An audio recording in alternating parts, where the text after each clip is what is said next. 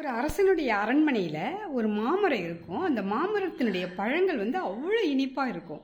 அந்த இனிப்பு சுவையை கண்டு அந்த அரசன் ரொம்ப பெருமிதமாக இருப்பான். எங்கேயுமே இந்த மாதிரி மரத்தில் உள்ள சுவை இருக்காது அப்படின்னு சொல்லிட்டு. ஒரு முறை ஒரு அறிஞர் அரசவைக்கு வருவார். அரசனும் அந்த அறிஞரும் பேசிகிட்டு இருக்கும் பொழுது அந்த அறிஞர் கேட்பார், உலகிலேயே எது ஒரு அரிய செயல் அப்படின்னு நீங்கள் நினைக்கிறீங்க அப்படின்னு சொல்லிட்டு அறிஞர் அரசர்கிட்ட கேட்பார். அதுக்கு அரசர் சொல்லுவார், எங்கள் தோட்டத்தில் ஒரு மாமரம் இருக்கும், அவ்வளோ இனிப்பு சுவைடு தான் இருக்கும், அது புளிப்பு சுவைடாக மாற்ற முடியாது, அப்படி மாற்றிட்டா அதுதான் அரிய செயல் அப்படின்னு சொல்கிறேன் அப்படின்னு சொல்லுவார்.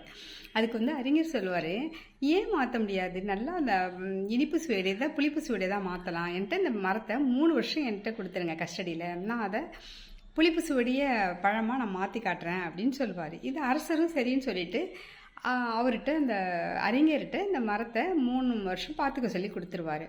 3 வருஷம் முடிஞ்ச பிறகு அரசவை கூடும் பொழுது இந்த அறிஞர் அந்த அரண்மனை கூடையில் அந்த பழங்களை எடுத்துகிட்டு அரசவையில் வைப்பார். வச்சுட்டு அதை அரசனை சாப்பிட சொல்லுவார்.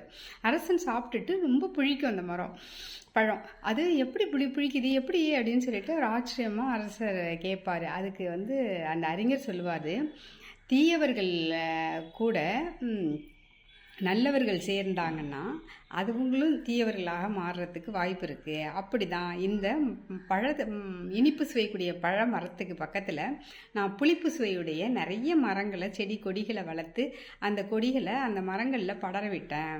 அப்போ இதனுடைய தன்மையெல்லாம் அந்த மரத்துக்கு போயிடுச்சு அப்படின்னு சொல்லுவார். அப்போ நீங்கள் திரும்பவும் என்னுடைய இனிப்பு சுவையுடைய மரத்தை உங்களால் உண்டாக்க முடியுமா அப்படின்னு கேட்பார் அரசர். ஏன் முடியாது, இதே மாதிரியே அந்த சுற்றுச்சூழலை நீங்கள் மாற்றிட்டிங்கன்னா மாற்ற முடியும் அப்படின்னு சொல்லுவார். இந்த கதை என்ன சொல்லுது பாருங்களேன், நாம் எப்பொழுதும் நம்மளை சுற்றி உள்ள நல்லவர்களோடே நம்ம இருந்தோம்னு வச்சுங்களேன், நம்மளுடைய எண்ணங்களும் நல்லதாகவே இருக்கும், தூய எண்ணமாக நாம் இருக்கலாம். நம்ம சுற்றி இருந்தவர்கள் நெகட்டிவ் தாட்ஸோடையே இருந்தாங்கன்னா நம்மளுடைய எண்ணங்களும் நெகட்டிவ் தாட்ஸோடையே தான் இருக்கும் அப்படிங்கிறதுக்கு இந்த கதை உதாரணமாக இருக்குதுங்க. நம்ம எப்பொழுதுமே பாசிட்டிவ் திங்கிங்கோடு இருக்கிறது தாங்க நல்லது. நம்ம சுற்றித்தாரையும் பாசிட்டிவ் திங்கிங்க்கு அது உண்டாக்குங்க. நன்றி, வணக்கம்.